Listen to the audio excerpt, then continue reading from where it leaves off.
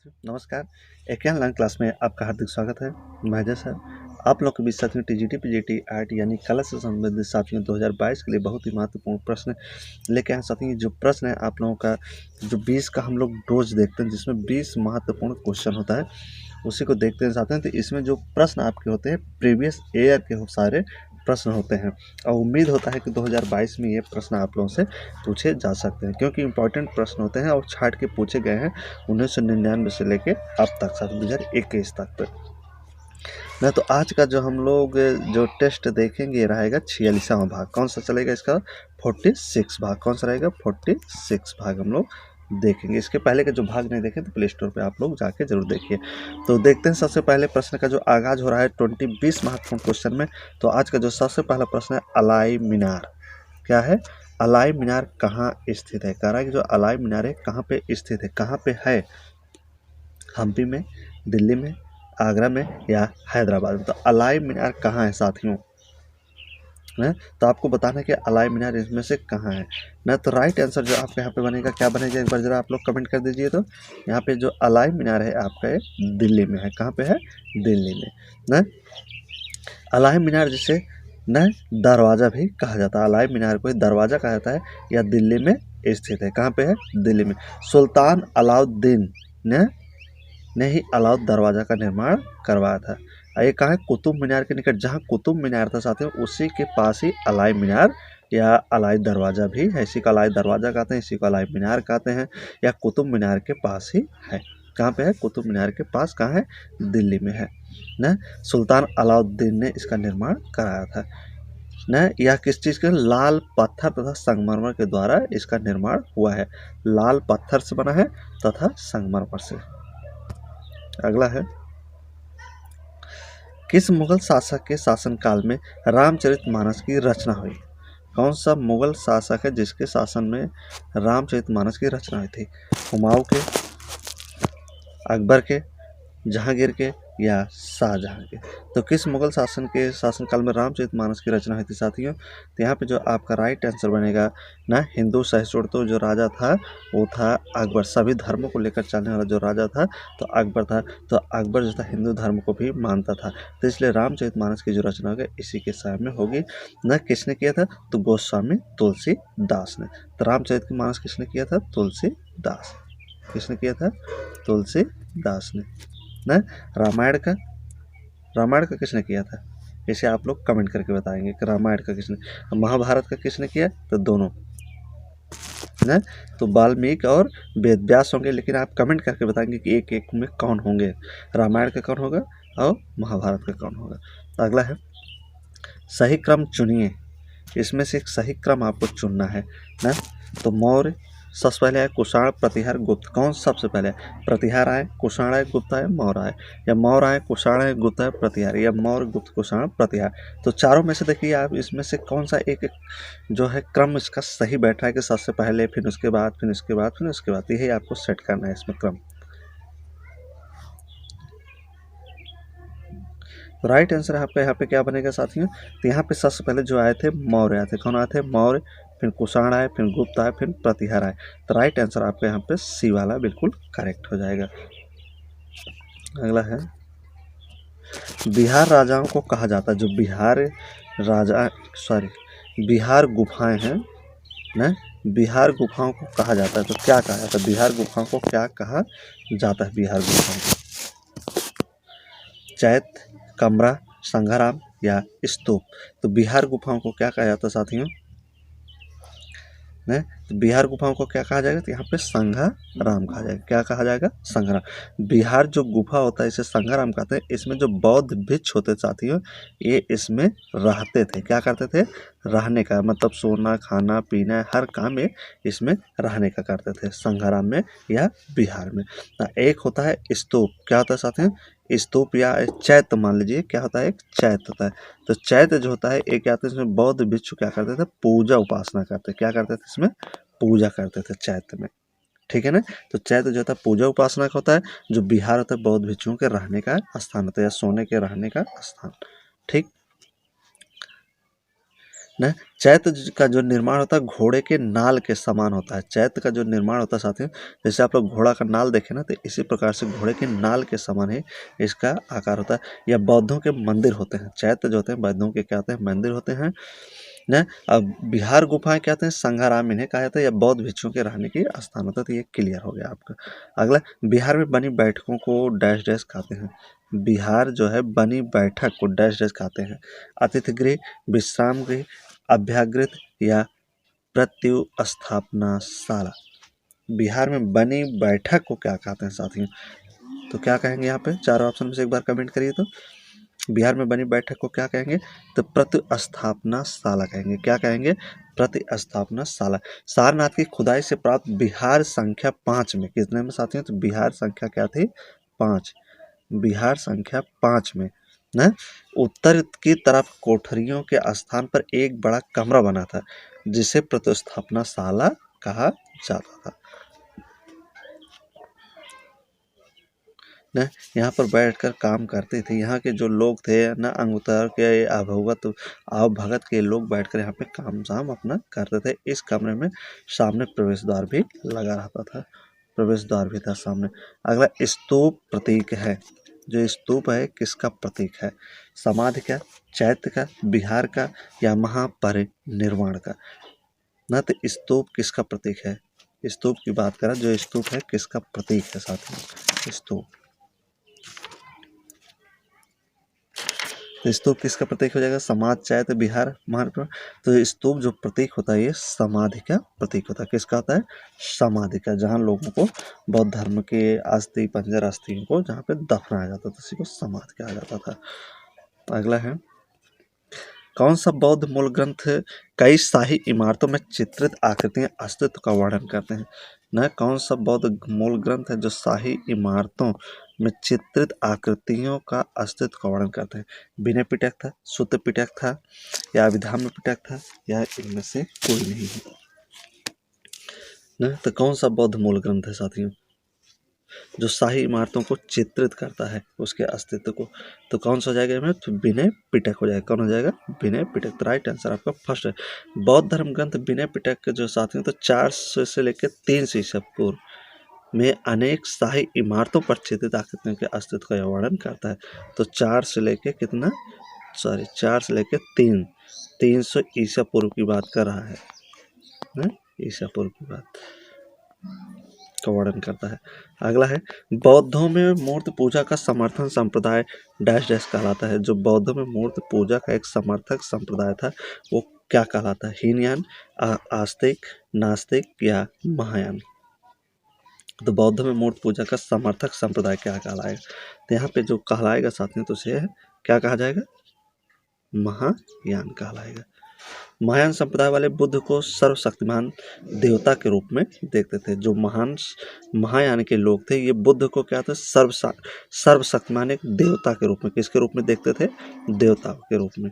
न ये महात्मा बुद्ध को महायान वाले देवता के रूप में, सबसे शक्तिशाली देवता होते हैं न, और इनकी पूजा करने के पक्ष में रहा करते थे। जबकि महायान संप्रदाय के अनुयायी मूर्ति पूजक होते हैं और बुद्ध तथा बोधिसत्व की मूर्तियों की पूजा करते हैं, परंतु हीनयान संप्रदाय वाले बुद्ध को महापुरुष मानते हैं न। जो हीनयान, तो महायान की बात है, इन्हें न ईश्वर का अवतार मानते हैं, इनकी पूजा करते हैं, इन्हें सर्वशक्तिमान मानते हैं, देवता मानते हैं। लेकिन हीनयान संप्रदाय वाले जो थे ये बुद्ध को महापुरुष सिर्फ मानते थे। जो हीनयान थे ये बुद्ध को क्या मानते थे, महापुरुष मानते थे, कि एक महापुरुष थे जो सभी पुरुषों में थोड़ा श्रेष्ठ थे। ये देवता ईश्वर नहीं मानते थे, महापुरुष मानते थे।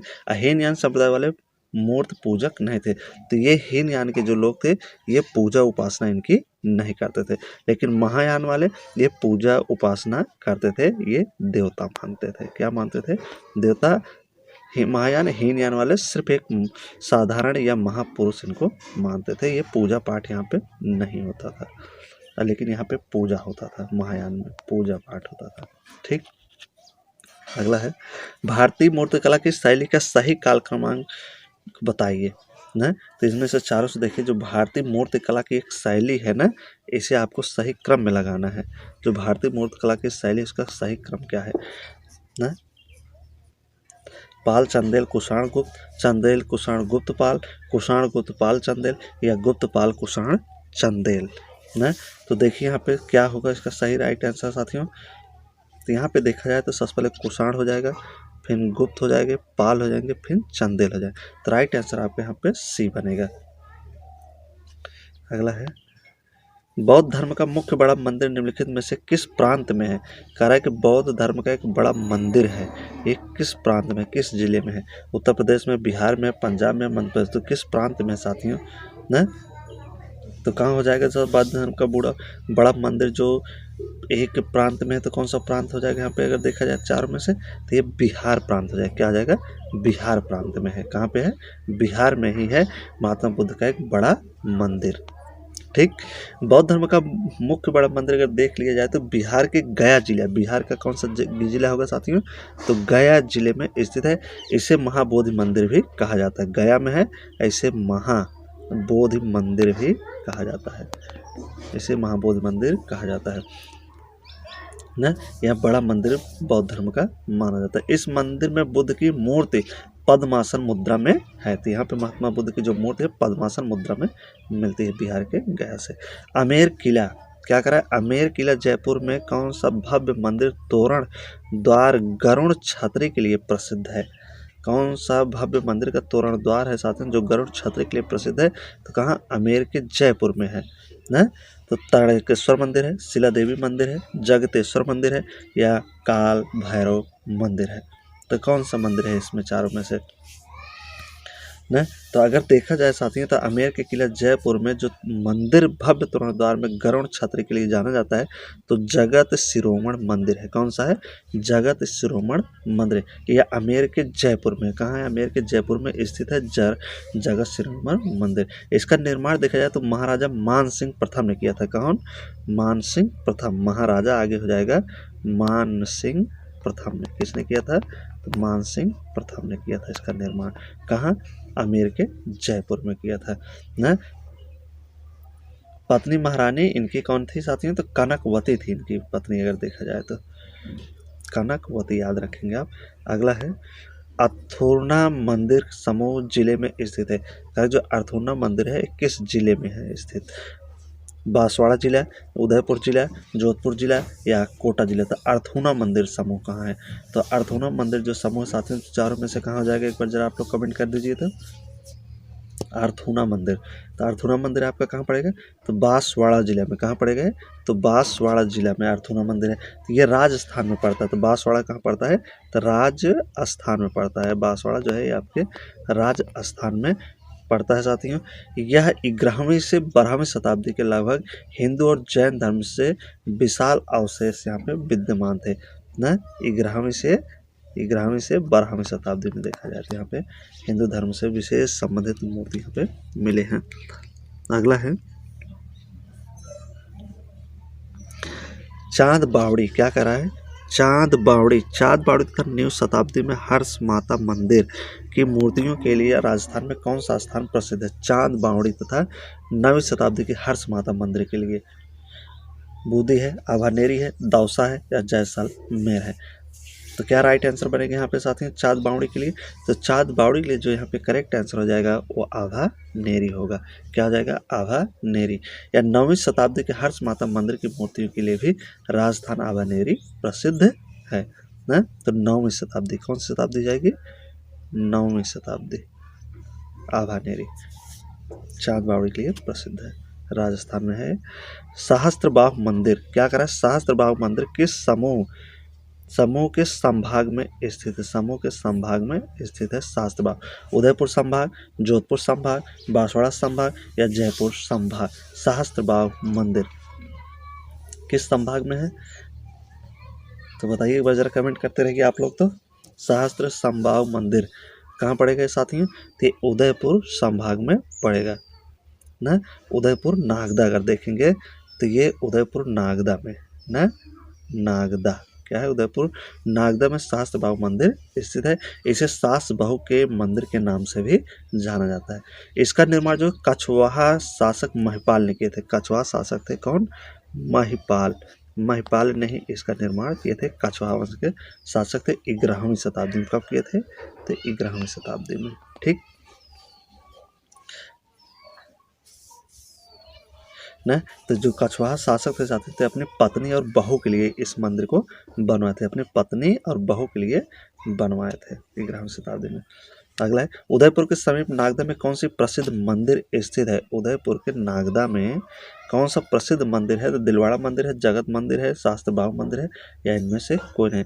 तो उदयपुर के समीप नागदा में अगर देखा जाए साथियों तो ये सहस्त्र बाहु जो मंदिर है, सास बहु मंदिर जिसे कहा जाता है, कछवाहा शासक द्वारा बनाया गया था। कछवाहा शासक महिपाल द्वारा 11वीं शताब्दी बनाया गया था। तो यही मंदिर था सहस्त्र बहु। अगला है, हर्ष माता मंदिर की मूर्ति के कारण कौन सी जगत प्रसिद्ध है? न किसके लिए? हर्ष माता मंदिर के लिए। कारण कौन सी जगह प्रसिद्ध है? उदयपुर है, अर्थूना है, दिलवाड़ा है, या आभानेरी है। तो हर्ष माता मंदिर के लिए कौन सी जगह यहाँ प्रसिद्ध मानी जाती है? तो हर्ष माता के लिए मंदिर कौन सा हो जाएगा साथियों? न, तो यहाँ पे आभानेरी है। कौन सा है? आभानेरी है। हर्ष माता मंदिर आभानेरी में स्थित है। कहाँ पे स्थित है? आभानेरी में। इस मंदिर में आराध्य देवी प्रसन्न मुद्रा में प्रदर्शित की गई है साथियों। अगला है, चट्टानों को काटकर मंदिर बनाने की कला का प्रचार किस पल्लव शासक ने किया? चट्टानों को काटकर मंदिर बनवाने की एक जो कला था, इसका प्रचार कौन सा पल्लव वंश का शासक ने स्टार्ट किया था? नरसिंह वर्मन, महेंद्र वर्मन, सिंह विष्णु, या परमेश्वर। तो कौन सा पत्थरों को काटकर, चट्टानों को काटकर मंदिर बनवाने का काम किया था? वो पल्लव वंश का शासक था। इसमें से देखिए, कमेंट करिए कौन सा है वो। तो यहाँ पे है जो महेंद्र वर्मन। कौन थे साथियों? तो महेंद्र वर्मन पल्लव वंश का शासक था, जो अच्छा चित्रकार था, एक अच्छा चित्रकार था ना, और साथ साथ देखा जाए तो क्या था साथियों? संगीतकार भी था ना। क्या था? संगीतकार भी था, चित्रकार, संगीतकार ना। यह जैन धर्म का अनुयायी भी था। इसके साथ साथ यह जैन धर्म का अनुयायी था और शैव मतानुयायी भी था। जैन धर्म को भी मानता था और शैव शंकर को भी मानता था साथियों। तो इसी ने ही चट्टान को काटकर सबसे पहले इसका निर्माण कराया था ना। कौन था? महेंद्र वर्मन। अगला है, तारीख अल्फी क्या है? तारीख अल्फी क्या है? मुगल इतिहास है, ईरान का इतिहास है, दुनिया का इतिहास है, या कश्मीर का इतिहास है? तो तारीख अल्फी क्या है साथियों? तो तारीख अल्फी से संबंध किसका हो जाएगा? तो तारीख अल्फी जो था इसमें से क्या होगा बताइए आप लोग? तो ईरान का इतिहास होगा। क्या होगा? ईरान का इतिहास। तारीख अल्फी में ईरान के इतिहास का ही वर्णन किया गया था। इसकी जो रचना की गई थी साथियों 1582 में की गई थी। कब की गई थी? 1582 में अकबर द्वारा नियुक्त एक समिति के द्वारा किया गया था ना। अकबर द्वारा एक समिति का गठन किया गया था साथियों, तो उसी में इसका निर्माण किया गया था तारीख अल्फी का ना। इसके अध्यक्ष देखा जाए तो मौलाना अहमद थे। इसके जो उस समय के अध्यक्ष थे तो मौलाना अहमद थे। चारों वेदों में गयात्मक वेद कौन सा है? चारों वेद में कह रहा है कि एक गाने वाला वेद कौन सा है जो गाने से संबंधित है? यजुर्वेद है, ऋग्वेद है, सामवेद है, या अथर्ववेद है? तो चारों वेद में कौन सा एक गाने वाला वेद हो जाएगा साथियों? तो यहाँ पे देखिए आप लोग जरा कमेंट करिए तो गाने वाला वेद यहाँ पे कौन सा है चारों वेदों में? कौन सा हो जाएगा? तो यहाँ पे जो साम वेद है, कौन सा वेद है? साम वेद है। इसी को एक गयात्मक वेद या गाने वाला वेद से ही समझिए, संगीत से इसका संबंध होता है साथियों। वेदों की संख्या कुल कितनी होती है? 4 होती है। ऋग्वेद, सामवेद, यजुर्वेद, अथर्ववेद, आपको पता है। वेदों के संकलन किसने किया था? वेद व्यास ने। वेदों का जो संकलन करता थे कौन थे? वेद व्यास जी थे। कौन थे? वेद व्यास जी न। महाभारत के रचनाकार भी थे वेद व्यास जी। अब वैदिक साहित्य श्रुति के नाम से भी विख्यात है। वेदों की जो रचना हुई थी ये संस्कृत भाषा में। किस भाषा में हुई थी? तो संस्कृत। इस चीज़ को भी आप याद रखेंगे। सबसे बाद का जो वेद होता है वो अथर्ववेद जो यहाँ लास्ट में है, इस सबसे बाद का वेद इसे अथर्ववेद को ही माना जाता है। अब वेदों के श्लोक को क्या कहा जाता है? तो ऋचाएँ कहा जाता है। क्या कहा जाता है? ऋचाएँ कहा जाता है। अब एक प्रश्न और बनता है, गद्य एवं पद्य वाला वेद कौन होता है? तो वो यजुर्वेद होता है, जो गद्य और पद्य दोनों में होता है, तो यजुर्वेद होता है। तो सामवेद में संगीत की चर्चा की गई है। अगला है आपका, किस काल के ग्रंथों में न, ये आज का आखिरी और लास्ट क्वेश्चन है, किस काल के ग्रंथों में विधि सिद्ध अविधि सिद्ध रचना हुई है? न किस काल के ग्रंथों में विध चित्र, अविध चित्र, रस चित्र की रचना हुई। तो 3 चीज़ की बात कर रहा है, विध चित्र, अविध चित्र और रस चित्र। और धूल चित्र एक और है, चौथा है धूल चित्र का वर्णन हुआ। उपनिषद काल में, कुषाण काल में, मौर्य काल में या राजपूत काल में। तो किस काल में हुआ है साथियों इसकी रचना? चारों में से देखिए तो न विध विध चित्र, अविध चित्र, रस चित्र और धूल चित्र का जो वर्णन हुआ है ये उपनिषद काल में हुआ है। किस काल में इसकी रचना हुई है? तो उपनिषद के ग्रंथों में इसकी रचना देखने को मिलती है साथियों। तो ये रहे साथियों आज के मोस्ट इंपॉर्टेंट 20 क्वेश्चन। उम्मीद है कि सारे प्रश्न और कंटेंट आप लोगों को अच्छे लगे होंगे साथियों। तो वीडियो को आप प्यार से लाइक करेंगे और दोस्तों के पास अधिक से अधिक मात्रा में शेयर करेंगे। जो नए व्यूवर्स जो चैनल का भी नहीं सब्सक्राइब करें तो जरूर चैनल को सब्सक्राइब कर ले। तो दीजिए इजाज़त, लेते हैं अलविदा। जब तक नेक्स्ट वीडियो आप लोग के बीच लेके आएंगे तब तक के लिए बहुत बहुत